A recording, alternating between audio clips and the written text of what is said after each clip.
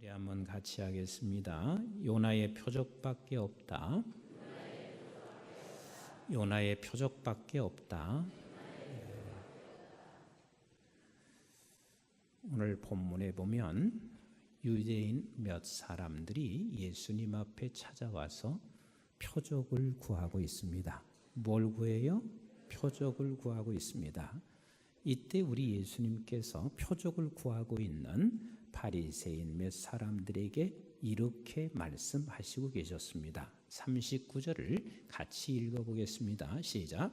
예수께서 대답하여 이르시되 악하고 음란한 세대가 표적을 구하나 선지자 요나의 표적밖에는 보일 표적이 없느니라 그랬습니다.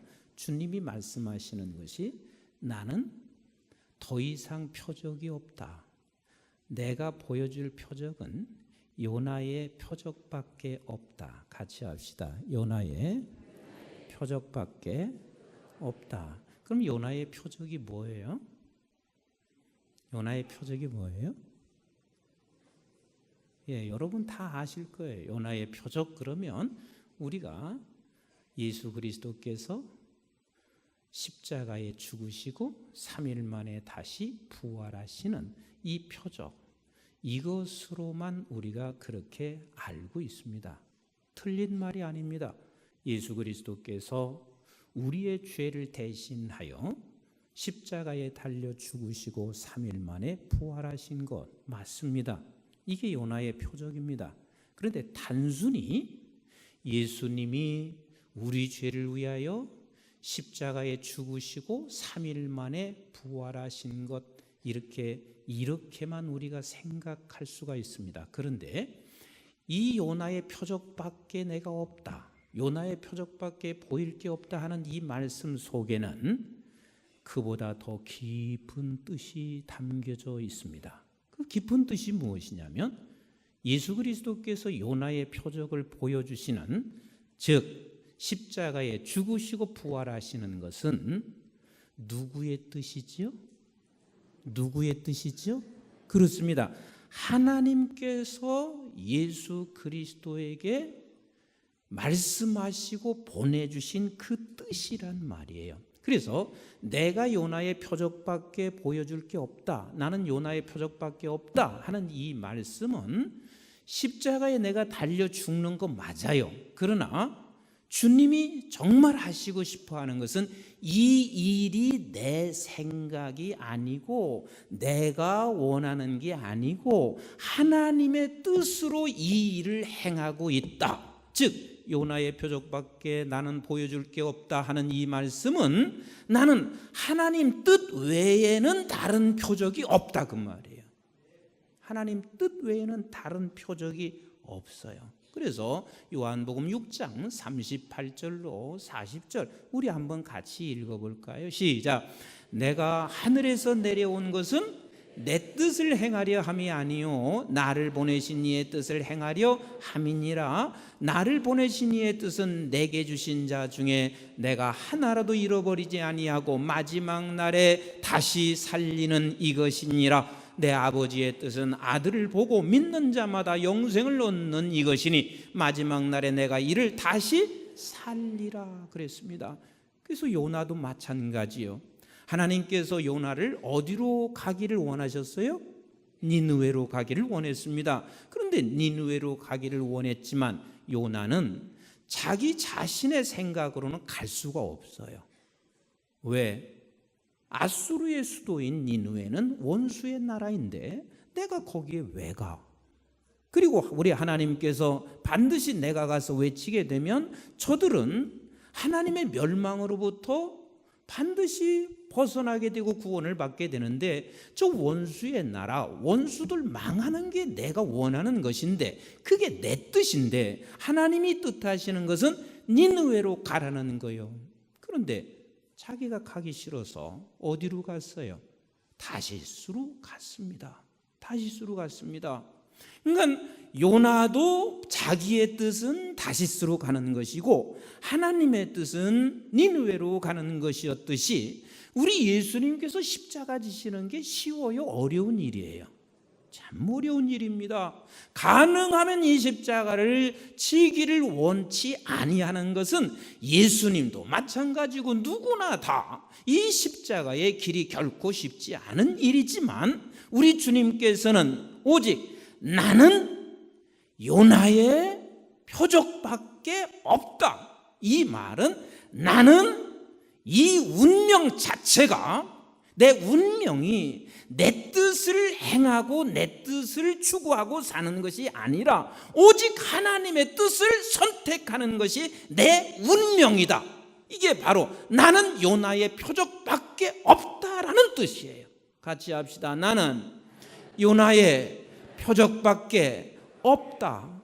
우리 주님은 하나님의 뜻을 그대로 이루어 가기 위하여 오셨고, 분명히 이것은 내가 고난을 겪고 힘든 과정이지만 그러나 그 순간에도 나는 요나의 표적밖에 없다. 내 운명이고 나는 그 길을 가야 할 길이다 라고 말씀하시고 계십니다. 그런데 우리 주님께서 이렇게 말씀하시고 계십니다. 다시 한번 39절을 읽어보실까요? 시작. 예수께서 대답하여 이르시되 악하고 음란한 세대가 표적을 구하나 선지자 요나의 표적밖에는 보일 표적이 없느니라. 그래서 언뜻 들어보면 우리가 이렇게 오해할 수 있어요. 악하고 음란한 세대가 무엇만 구해요? 표적을 구한다 그랬어요. 그러니까 우리가 이 세상에 와서 표적을 구하는 것은 악하고 음란한 세대라고만 생각하게 되어 있었습니다. 그러면 우리 예수님께서 왜 병자를 고치셨어요? 왜 이런 표적을 행하셨어요?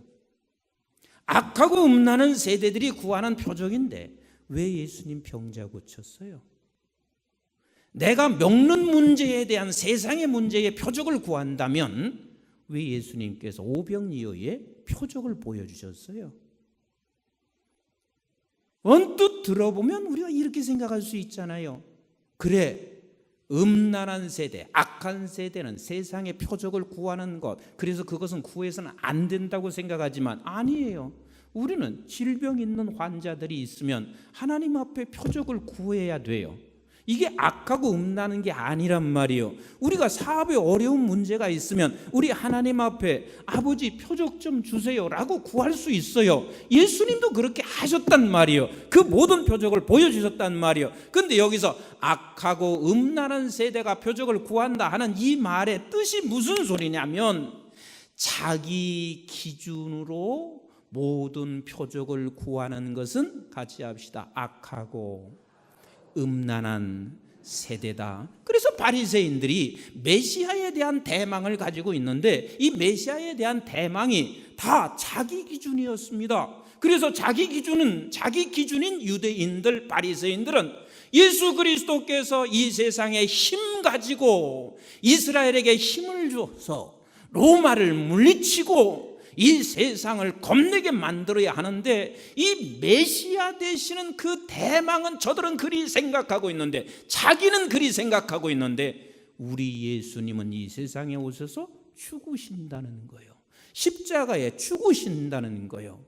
그러니까 우리 주님께서 하시는 말씀이 바로 그거예요.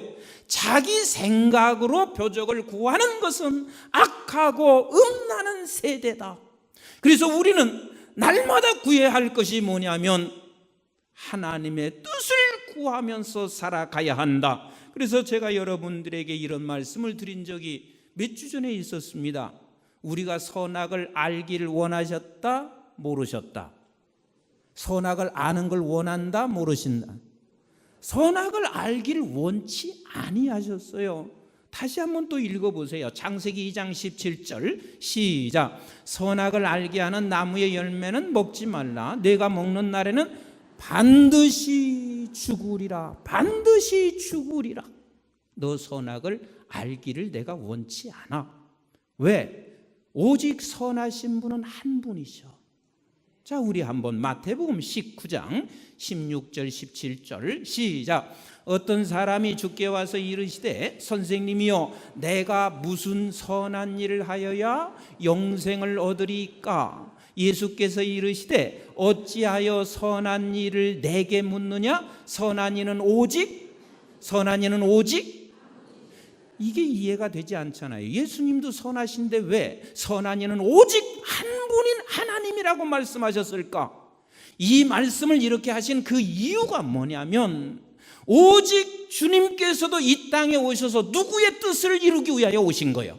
하나님 한 분의 뜻을 이루기 위하여 오셨지, 예수님이시면서도 불구하고 자신이 자신의 생각의 뜻을 이루기 위하여 오신 분이 아니시고, 그래서 오직 한 분만이 선하다 이렇게 말씀하시는 그 이유는 나조차도 이 세상에 올 때 하나님께서 나에게 보내주신 그 뜻을 내가 이루러 왔고, 그래서 선한 분은 오직 한 분이시다 라고 말씀하시고 계신 거예요. 그런데 악하고 음란한 세대의 죄인이 된 후에는 어떻게 된 줄 아세요? 창세기 3장 22절 한번 또 읽어볼까요? 시작. 여호와 하나님이 이르시되 보라, 이 사람이 선악을 아는 일에 우리 중 하나같이 되었으니 그가 그의 손을 들어 생명나무 열매도 따먹고 영생할까 하노라 하시고 그랬습니다. 선악을 아는 일에 우리 중 하나같이 되었으니 그랬어요. 대부분의 많은 사람이 이제는 자기가 하나님처럼 자기 기준이 됐다 그 말이에요. 자기 생각이 날마다 옳다고 생각하고 있습니다. 자기가 생각하는 것만이 완벽하다고 생각하고 있습니다. 그렇게 되면 결국은 혼돈과 무질서와 공허가 찾아옵니다. 문제가 찾아옵니다. 교회도 보세요. 수많은 사람들이 다 내 생각이 맞아, 그리고 내 생각을 끝까지 관찰하려고 하다 보면 결국은 교회는 무질서가 생기고 혼돈과 공허가 생깁니다. 저희 교회에서도 종종 저에게 좋은 조언과 그리고 좋은 이야기들을 저에게 들려주시는 장로님들도 계시고 성도님들이 계세요. 그런데 제가 그 이야기를 듣고 그냥 지나칠 수는 없어요. 하나님 앞에 기도해 봅니다. 근데 기도해 보는데 아직은 아닌 것 같습니다. 그래서 조금 더 기다리기를 원하든지 시간을 두고 더 기도를 하고 있습니다. 근데 우리 대다수의 성도님들이 그것 때문에 자기 생각을 관찰하지 않는다고 저에게 와서 대드시는 분이 한 분도 없으셨어요. 한 분도 없어요. 이럴 수도 있거든요. 목사님, 내가 좋은 건의했잖아요. 근데 왜 그거 안 들어주십니까? 왜 그거 안 하십니까? 이렇게 하지 않더란 말이에요. 우리는 얼마든지 하나님의 좋은 것들을 이야기할 수는 있지만, 그러나 그래 담임 목사님이 또 기도하시고 결정하시겠지 이런 생각을 가지고 자기의 생각, 자기의 뜻을 잠시 접어내는 그런 교회가 된다면 이 교회는 질서가 있는 교회예요. 이게 평화가 있는 교회예요. 그런데 끝까지 자기 생각이 옳다라고 생각하며, 그래서 이 바리새인과 그리고 유대인들은 예수님을 향하여 끝까지 공격하고 있습니다. 그래서 평화는 깨지고 맙니다. 무질서가 생깁니다. 공허해지기 시작합니다. 이것을 우리는 항상 놓치지 마셔야 합니다. 자기 기준을 쫓아 뭔가를 이루고자 하는 것은 악한 세대가 구하는 것, 음란한 세대가 구하는 것, 우리는 끝까지 어떤 순간이 어떤 갈등의 문제, 어떤 문제 앞에서 우리는 오직 구해야 할 것은 하나님의 뜻이란 말이에요. 그래서 그 앞에서 우리는 이것을 외쳐야 합니다. 같이 합시다. 나는 요나의 표적밖에 없다. 이 말씀이 그 말씀이에요. 나는 요나의 표적밖에 없다 하는 이 말씀은 결국은 이게 내 운명이라는 거예요. 하나님의 뜻으로 내가 살아가는 것이 운명이고, 이 갈등, 두 가지 갈등 앞에서 오직 이것이 하나님의 뜻이라고 생각하면 내가 힘들고 괴로워도 그 뜻을 쫓아가는 게 운명이고, 그리고 내가 여기밖에는 선택할 여지가 없고 내가 가야 할 길이다. 이것이 나는 요나의 표적밖에 없다. 그래서 그 길을 걸어가면, 요나의 표적의 그 길을 걸어가면 반드시 결과가 찾아오게 되어 있습니다. 만약에 우리가 이것은 힘들기 때문에 그 표적의 길을, 그 요나의 길을 걸어가지 아니하면 우리는 잠시는 편할 수 있을지 모르지만, 그러나 분명한 것은 그 요나가 그 길을 걸어가지 않았을 때 그에게 찾아온 수월의 뱃속을 우리는 경험하게 될 것입니다. 자, 니느웨로 가지 않았습니다. 그리고 다시 수로 갔습니다. 그랬더니 하나님이 어떻게 했어요? 수월의 뱃속에, 수월이 뭐예요? 지옥이거든요. 지옥이요. 제가 오늘 아침에도 그런 얘기를 했습니다. 중직 비택 되신 분들, 종종 새벽에 빠질 수는 있지만, 그러나 계속 새벽을 빠지고 있으면 얼마나 그분이 편할 수 있을지 모르겠지만 절대 편하지 않을 것이다. 얼마나 마음속에 지옥일까. 내가 가야 되는데 육신이 힘들어서 못 가고 마음이 영 안 돼서 못 가고, 얼마나 그게 지옥일까. 사실 우리가 하나님의 말씀을 따라서 살 때 우리에게는 마음의 기쁨과 평안이 있는 것 분명하거든요. 그런데 아버지 하나님의 말씀을 따라가지 아니하면 내가 육신이 편한 것 같지만, 분명한 것은 영적으로 깨어있고 민감한 사람들은 지옥이요. 내가 경험해봐서 알아요. 목사가 목사로서 바른 길을 걸어갈 때 분명히 힘들어요. 육체가 어려워요. 그런데 내 마음은 굉장히 평안이 찾아옵니다. 하지만 목사임에도 불구하고 기도 전혀 안 해. 내가 하고 싶은 것만 하고 다녀.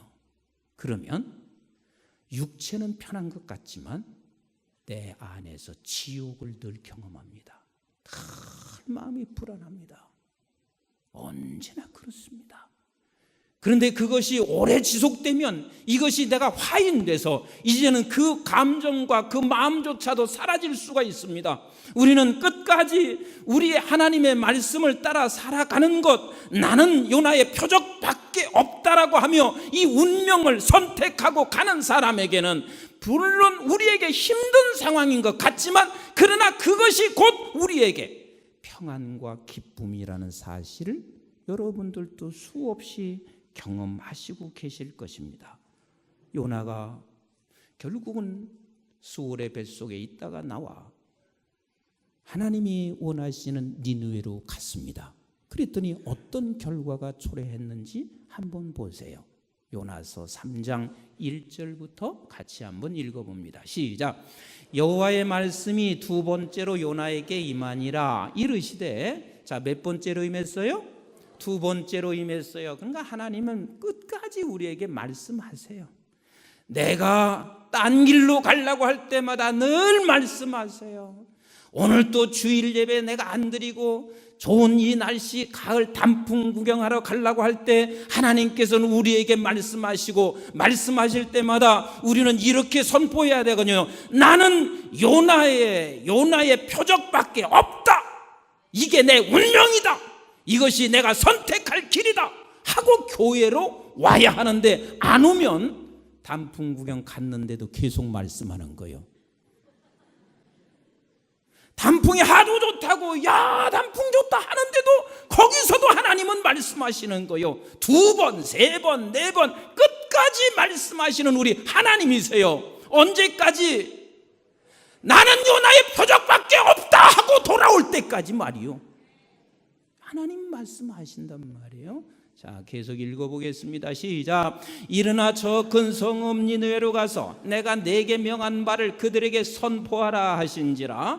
요나가 여호와의 말씀대로 일어나서 니느웨로 가니라. 니느웨는 사흘 동안 걸을 만큼 하나님 앞에 큰 성읍이더라. 요나가 그 성읍에 들어가 하루 동안 다니며 외쳐 이르시되 40일이 지나면 니느웨가 무너지리라 하였더니 니느웨 사람들이 하나님을 믿고 금식을 선포하고 높고 낮은 자를 막론하고 굵은 베옷을 입은지라. 그 일이 니느웨 왕에게 들림에 왕이 보좌에서 일어나 왕복을 벗고 굵은 베옷을 입고 제위에 앉으니라. 왕과 그의 대신들이 조서를 내려 니느웨에 선포하여 이르되 사람이나 짐승이나 소떼나 양떼나 아무것도 입에 대지 말지니 곧 먹지도 말 것이요 물도 마시지 말 것이며 사람이든지 짐승이든지 다 굵은 베옷을 입을 것이요 힘써 하나님께 부르짖을 것이며 각기 악한 길과 손으로 행한 강보에서 떠날 것이라. 하나님이 뜻을 돌이키시고 그 진노를 그치사 우리가 멸망하지 않게 하시리라. 그렇지 않을 줄을 누가 알겠느냐 한지라. 10절 시작. 하나님이 그들이 행한 것 곧 그 악한 길에서 돌이켜 떠난 것을 보시고 하나님이 뜻을 돌이키사 그들에게 내리리라 말씀하신 재앙을 내리지 아니하시니라 그랬습니다. 이게 우리가 나는 요나의 표적밖에 없다라고 이것을 선택할 때 우리에게 주시는 하나님의 은혜입니다. 아멘이신가요? 얼마나 그곳이 악독히 가득했는가. 요나서 1장 한번 2절을 같이 한번 보실까요? 시작. 너는 일어나 저 큰 성읍 니느웨로 가서 그것을 향하여 외치라. 그 악독이 내 앞에 상달되었음이니라 하시니라 그랬습니다. 자, 악독한 저 세상을 향해서 외치라 말씀하시고 계십니다. 자, 그러면 여기서 여러분들에게 한번 물어보겠습니다. 1번은 외친 것 그 자체, 외친 것 그 자체가 니느웨 성을 구원시켰다. 1번. 2번은 하나님께서 가라고 하셔서 순종한 그 자체가 니느웨 성을 구원시켰다. 비슷한 것 같은데 어느 게 맞아요? 2번이 맞는 거예요. 무조건 가서 외친다고 해서 그게 되는 것이 아니라 하나님께서 너가 가라고 말씀하셨단 말이에요. 그래서 순종을 초점을 맞추시고 계신 거란 말이에요. 그래서 이 요나가 거기 가서 순종을 했더니 멸망받을 그 나라가, 그 니느웨 성이 하나님께로부터 이 멸망에서 건짐받는 역사를 우리에게 보게 된단 말이에요. 여기서 우리는 중요한 것을 발견해야 합니다. 우리 가정에 문제가 생겼습니다. 문제가 생기면 언제나 어떻게 하는 줄 아세요? 당신이 잘못 판단해서 그래. 꼭 남편에게 모든 것을 다 넘깁니다. 또 남편은 그럽니다. 뭐 일이 안 되면 왜 아내 탓을 하는지 모르겠어요. 당신이 지금 기도하지 않아서 그러고 당신이 그때는 또 왜 기도 안 하지 않는다고 말하는지 모르겠어요. 당신이 문제야. 그리고 당신에게 다 탓을 돌리고 있습니다. 아니요. 어떤 악한 문제, 어떤 문제가 있다 할지라도 하나님께서 내게 지금 하라고 하는 그 말씀의 뜻을 순종하면 반드시 그 악으로부터, 멸망으로부터 구원시키시는 우리 하나님이십니다. 아멘이신가요? 이거 믿으시나요? 하나님이 나에게 지금 네가 이 상황에서 남편을 자꾸 탓하고 아내를 탓하고 자식을 탓하지 말고 네가 무릎을 꿇으라 했으면 무릎을 꿇으면 되는 거예요. 그러면 그 문제를 하나님이 해결해 주시는 거예요. 또 보세요. 교회 문제가 일어났다고 보세요. 그러면 장로님들 때문에 문제가 있으니까 장로님들 가르치자. 다시 신임 물어가지고 장로님들 새로 다시 신임 투표 한번 하자. 아니야. 목사님이 문제가 있으니까 목사님 가르치자. 이게 문제가 해결되는 게 아니거든요. 교회 문제 있으면 각자에게 하나님께서 말씀하시는 지금 뜻이 있단 말이에요. 그러면 너는 이 순간에 기도해라. 너는 이런 순간에도 나가서 복음을 전파해라. 너는 이런 순간에도 너에게 내가 지금 부탁하고 있는 이 말씀을 네가 붙잡아라. 붙잡을 때 우리는 결코 쉽지 않단 말이에요. 그때마다 우리는 이렇게 해야 되거든요. 나는 요나의 표적밖에 없다. 우리 한번 같이 합시다. 나는 요나의 표적밖에 없다. 이것은 하나님의 뜻을 선택하는 운명이고 이 길밖에는 없다는 거예요. 이러면 하나님께서 하나님의 뜻 안에서 반드시 표적을 보여주실까요? 안 보여주실까요? 반드시 표적을 보여주시는 우리 하나님이십니다. 이 나라가 끊임없이 금년에 들어와서 계속해서 이 나라가 어려움이 계속되고 있습니다. 여러분, 전쟁도 굉장한 아픔이고 어려움이지만 전쟁 위기설이라고 하는 것은 전쟁 못지않게 어마어마한 이게 국가에 손실을 주고 있는 거 아세요? 그러면 우리는 백성들은 다 이렇게 말합니다. 대통령 갈아치면 돼. 대통령 여러분 바꿔보세요. 또 동일한 문제 있습니다. 장관 바꾸면 돼. 아니요. 하나님께서는요, 우리에게 각 백성들에게 말씀하시고 있습니다. 모든 백성들에게 네가 지금 해야 할 하나님의 말씀을 우리가 쫓아가다 보면 이 나라를 고쳐주시고 멸망에서 구원시켜 주시고, 이게 지금 전부 다 미국에서 오신 것 같아요. 이 나라를 고쳐주실 것이며 멸망에서 건져주실 것이며 각각 교회가 해야 할 하나님의 명령을 지켜나가면 하나님이 역사하시고 하나님의 표적을 보여주신단 말이에요. 이게 바로 나는 요나의 표적밖에 없다는 그 말씀이에요.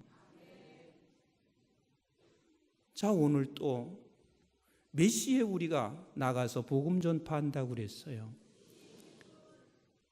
어떤 분은 또 2시 10분이라고 하네.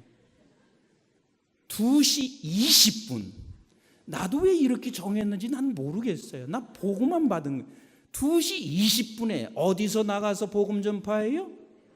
광장에서 나가서 복음 전파하는데. 그런데 2시 20분에 이런 좋은 날 용마산 등산 가야 되는데, 아니 이런 좋은 날, 그리고 이게 전도하는 게 이게 얼마나 이게 부끄럽고, 무슨 또 임 목사님은 이런 발상을 하셨는가, 그러면서 자꾸만 내가 자기 생각을 갖게 합니다. 그런데 이런 갈등 속에 있을 때 어떻게 해야 된다고요? 이게 이렇게 설교가 지금 전파가 안 된 거예요. 이 갈등 속에 있을 때 어떻게 한다고요? 그렇습니다. 나는 요나의 표적밖에 없다, 그런 거예요. 나는 요나의 표적밖에 없다. 그래서 여러분들이 이럴 수가 있습니다. 암만 목사님 그렇게 소리쳐 보세요. 나는요, 적어도 길거리에서 예수 믿으세요, 오늘 저녁에 7시에 오세요, 난 죽어도 못합니다. 그리고 죽어도 안 해보세요. 그러면 안고 난 사람은 분명히 그 마음속에 지옥이 일어나요. 내가 오늘 안 왔으니까 임 목사님은 나를 어떻게 볼 것인가, 신앙인 가치도 안 볼 것이다, 하나님은 또 어떻게 생각할까, 이래서 내 마음에 불편해지기 시작해요. 오늘 2시 20분, 오늘 2시 20분, 우리가 힘들고 어려운 상황이지만, 갈등이 있는 상황이지만, 그 갈등 속에서 시작! 다시 시작! 나는 요나의 표적밖에 없다. 이게 내 운명이다. 내가 선택할 길은 이것이다.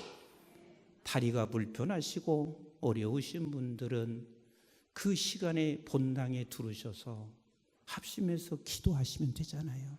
하나님, 나는 지금 다리가 불편해서 갈 수는 없어요. 하지만 지금 나가서 복음을 전파하는 저들에게 하나님께서 반드시 역사하여 주시옵소서.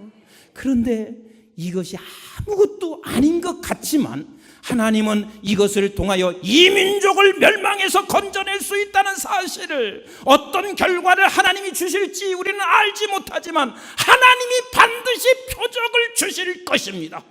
표적을 주실 것입니다. 7시에 오든 안 오든 우리는 나가서 전하고, 여러분들도 함께 와서 복음을 다시 한번 접하며 우리가 저들을 향해서 기도하는 것, 우리 하나님께서 여러분들에게 주시는 말씀이니 갈등 속에 있는 저와 여러분들이 시작! 나는 요나의 표적밖에 없다. 옆에 아주 미운 사람이 있어요.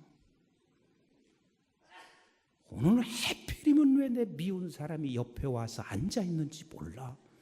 근데 목사님이 이렇게 말하고 있습니다. 좌우에 계신 분하고 인사하세요. 인사를 죽어도 하기 싫습니다. 그런데 인사하세요. 그런데 죽어도 하기 싫습니다. 근데 또 인사하세요. 그러면 여러분들이 시작! 나는 요나의 표적밖에 없다.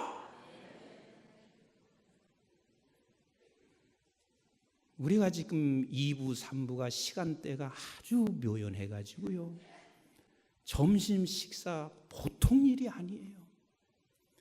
2부 10시에 마치면 식사 시간이 딱 맞아. 그리고 12시 예배는 그 전에 식사하고 예배 드리기가 참 좋아. 아니면 12시 예배 마치고 식사를 해. 그러니까 세상의 식당에서 봉사하는 분이 11시에서부터 주일날 2시까지 와서 이 봉사를 하는 게 이게 쉬워요? 어렵지 않아요? 그런데 그건 고사하고 거기서 또 식사하시면서도 그냥 또 투정을 부리시는 분이 가끔 한 사람씩 있는 것 같아요. 나는 보지 않았지만 있는 것 같아요. 그렇게 불편할 때 하나님께서 말씀하십니다. 인내 좀 해라. 네가 참아라. 오늘은 거룩한 성일이다. 사랑해 주라. 그러면 여러분들은 이 갈등 속에서 시작! 다시 이 갈등 속에서 시작! 집에 들어갔더니 참 여기서 은혜로 왔는데 집에 가니까 이놈의 자식들 그냥 교회는 안 가고 컴퓨터 앞에서 그냥 엄마가 두르는지도 모르고 컴퓨터 앞에 있나. 남편은 침대 위에서 뚝 두루누가지고 TV를 켜고 있으며 들어오는 나에게 한번 소리를 딱 지르고 있습니다. 뭐하고 이제 와? 뭐하고 이제 와?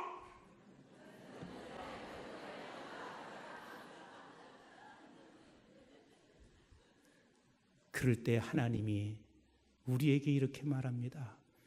아직 불쌍하잖아. 제가 몰라서 그런다. 그러니 같이 화내지 마라.